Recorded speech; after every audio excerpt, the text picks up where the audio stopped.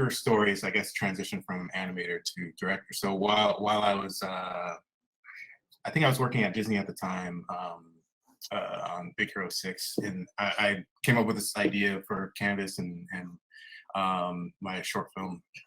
So 6 years later and 7 films later, it finally was done and came out, and it kind of lit a spark. You know, this storytelling was the thing that really got me into animation. You know, if I think back to like what sucked me in, and so you know, just took the leap and started, you know, just working on other stories and started pitching, and then another story had come to me through Netflix, and 2 years ago made the jump, left Pixar, and started directing this feature over at Netflix.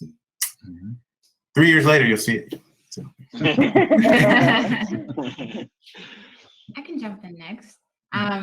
I think for me, it was interesting. I guess like animation was something that I, you know, always watched on television. And I think at the time when I was a kid, there was a lot of anime on TV, a lot of cartoons, a lot of Warner Brothers stuff.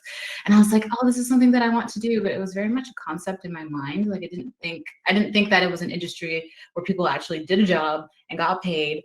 And so I actually had a classmate in high school. This was around 10th grade when we kind of started to think about like, oh, what am I going to study in college? Like, I don't know. And they were both her parents were both storyboard artists. And I asked her about her parents' occupation and what does that mean? And I got to have like tea and coffee with them and talk about animation. And I got to see kind of like a live example, like, oh my gosh, these are people who have a child. And like, this is like a thing that you can do and that you can live. So I think after that, I went into Capilano University's like 2-year program for animation. And I'm currently in Vancouver, BC, and we have our own animation industry here as well. So after I graduated, I got a job, and I've navigated the scene here for about like 4 and a bit years. And then I started doing like freelance work with Matthew Cherry, and I got to work on Hair Love. I got to work with Frank, and I got to work on Canvas. So I also kind of like dipped my toes into like the LA scene, and then I made a trip when Hair Love was nominated for the Oscars, because I was like, all right, let me just be in the energy. Let me just go meet folks, take advantage of this. And then I met up with Jeff in person. We were Twitter friends, and I got to meet the Craig of the Creek crew. And after that, I think the rest is history. I ended up being on the team, and I really, really love it. And yeah, I think that's my current trajectory. I feel like I was also the Craig of the Creek recruiter now from hearing you guys. I know. You want a job? Hit up Jeff. Yeah, I was about to say, Jeff, I need a job.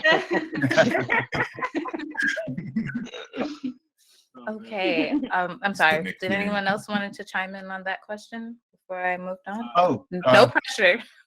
Yeah, I mean, I can go pretty quickly. My journey is a long one.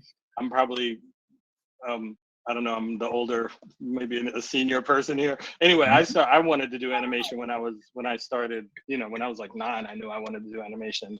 And back then, I'm from New York. I was born and raised in New York. And so the animation scene in New York was like it's nothing like it is here. And so I had no, you know, examples, but I applied to film school and studied animation at NYU, where I met a bunch of people and, you know, really honed my passion for animation as an art, but also as an industry and just as a career. And back then there wasn't really like a place you could just go to become an animator or whatever. So I thought I was going to be an independent animator, you know, in my basement, and that was fine for me. But I ended up getting a job out of school. I started on Beavis and Butthead, the original series back in the day at MTV, and that was like my first job. And so it's been that long I've been in this industry. And so, you know, bouncing around, moved out here 2016. A good friend of mine asked me to come work on his show. Ian Jones-Cordy asked me to come out here, and I've been here ever since 2016. So I'm bouncing around and learning the LA scene, and so happy to be here with all you guys. I mean, you know, Peter and Frank and all these wonderful people. It's great. Cool. Okay. And I'm just going to stick to Kimson's story that he's older than me, because that works for me. That works for me. But just super briefly, I mean, my journey to animation is kind of like I took the long way around. I had a career in live action first doing live action storyboards, a little bit of second unit directing. And I had kind of like come up from like, you know, not realizing you could work in the industry at all to finally realizing, oh my God, wait a minute, I can draw, I'm interested in film. There's this thing called storyboarding. How do I do it? You know, and kind of like really stumbling my way into it from doing like, you know, really cheapo commercials at first, and then lucking into some feature work. And I think it's sometime in the early 2000s, a producer I had worked with on the movie Tank Girl was now over at DreamWorks Animation. He enticed me over there to come check it out, and I'd always, you know, liked animation, had never considered really working in it. But went over there and kind of got bitten by the bug, and started learning, you know, animation story art, and you know, a lot more about the process. And I ended up being on a little directing track at DreamWorks by virtue of the experience that I'd had in live action. So that's basically how I ended up in animation. And it's been I've learned so much and experienced so much. It's been one of the greatest things that ever happened to me. So kind of piggybacking. Oh, I'm sorry. Oh no, I was just gonna say, like, if you IMDb Peter to look at some of those live action stuff that he worked on, just do that. I think everybody has really fun credits, so don't just stop at Peter. But we're just kind of on that note, what was either like the first animated show or film that you either fell in love with or you felt like changed your life? Again, for everybody. Lion King was mine. That's a quick one. It's yeah, that I've talked about this before, but like my, you know, just the journey I was on, and Simba, you know, I lost my dad when I was 5, and so seeing that movie, like, I was like every day I was watching it. And I didn't know why at the time, but like, you know, later on seeing that, you know, just that journey of like that experiencing that loss, and then the, you know, the responsibilities as an adult that's coming and looming on your shoulders. And that was the first time really connected with a film in that way, like on a deep level, and kind of lit the fire. Super impactful. I feel like for me, I think when Blockbuster was still a thing, there were a lot of like discount movies that I would get. And I think the first one that I consciously remember really having a big impact on me was Kiki's Delivery Service by Studio Ghibli. And I think at the time, obviously as a kid, I didn't know how to articulate this, but there's a sense of warmth and nostalgia that I feel when I watch Ghibli films that makes me feel like I've lived either this experience or want to experience this feeling that this character is going through in a situation. And it's just such a gorgeous film. And I remember as a kid being like, wow, like this is how I'm feeling watching this film. I want to make others feel this way. I think, I mean, obviously as a kid, you know, it's not that eloquent, but I think that's how I felt. So I think that movie kind of set me off being like, oh, I really want to get into animation to give someone else this feeling. When I was a real little kid, and this is how old I am, my mom and dad took us to the drive-in a few times to see when they had the re-releases of some of the Disney classics. So I remember seeing Jungle Book and Peter Pan on a giant drive-in screen. Cool. And those just like, I mean, it's exactly what Pearl said. That feeling, you know, at that age, of course, you can't really articulate it, but going to the movies, you know, then and after then, and I didn't go that often when I was a kid, but every time I did, it was this huge, like, emotional impact, and it was always like, man, this feeling, what is it? I couldn't even imagine creating that feeling in other people at that age. But as I got older, I realized that's actually what I wanted to do. Wow. That's great. I'm pretty sure my first movie that I ever went to was Bebe's Kids. I don't know if anybody remembers that. Yes. I know people who worked on We know and die. We Really? Oh my God. Okay, yeah, that was, my cousin took me to the movie theater when I was probably too young to be going and probably too young to be seeing that movie. But yeah, that was my first time seeing like Black people in animation on screen.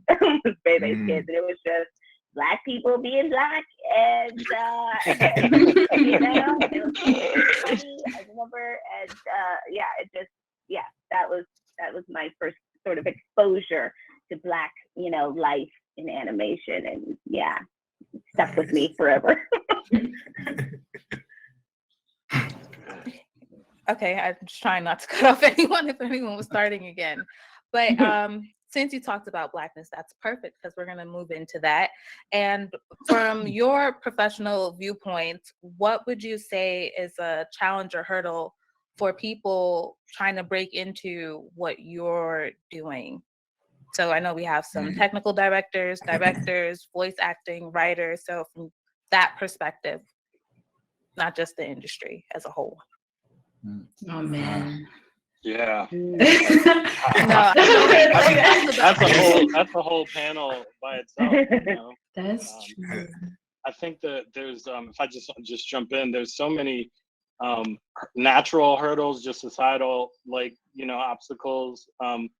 One of the things that I'm always trying to stress is that it's a possible career for people of color. Like, this isn't something that normally is, you know, proposed as a life, you know, a life career or something like that. And I'm kind of, you know, I'm always just convincing somebody's parents or, you know, like, I'm sure all of us have friends or parents who are kind of like, oh, my son or my daughter, or, you know, my kid loves to draw and, you know, they want to do this. And I'm always like, good, you know, send them to art school. Are they serious about it? Do they want to do it more? Just keep going. Because I think that's one of the hurdles is like nourishing at home, that nurturing the desire to be an artist as a profession is the beginning.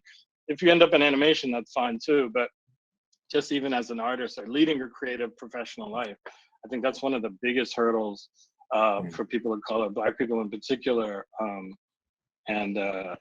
Yeah, I think that's something that's why visibility is so important. Our visibility doesn't matter if you're, you know, Oscar winning or not or whatever. It's more about just seeing the fact that everybody can be at every level, and normalizing the idea that brown people, Black people can be behind the scenes and not always like in front of the camera. And I feel like that's a real mission personally that I took on early in my career, because, you know, it was basically when I started it, I was lucky. I had a few, you know, Black people on the team. We actually, on Beavis, we had some Black artists, a lot, you know, not a lot, but it's definitely a white space. But it helps when you can identify with other Black people in the room, in the studio, and you can, you know, and that's a whole other discussion. But yeah, I think, in my opinion, just having, like, nurturing the drive and the desire for a young person. Usually it's young people who want to be artists, right?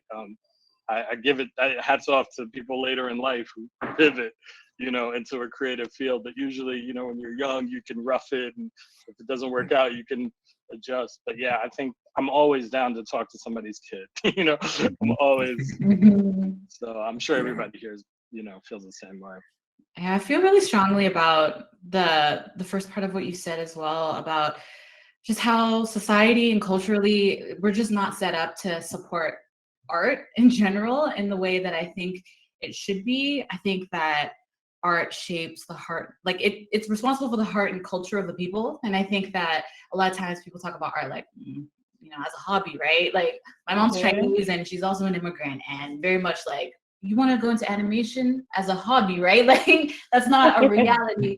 And I'm sure, you know, like, a lot of Black folks feel the same way, but I think it is really important to nurture, kind of, at least be curious, you know, let your kids explore kind of what that even means or what that can even look like. And, you know, entering animation now does not look like what it looked like 10 years ago or 15 years, you know, like it's always changing too. So that's also something to keep in mind. But from a storyboarding perspective on like some of the obstacles and ways I try to like overcome, like I'm from a city that has less than 2% population of Black folks. And a lot of times when I'm on shows, I'm the only Black person.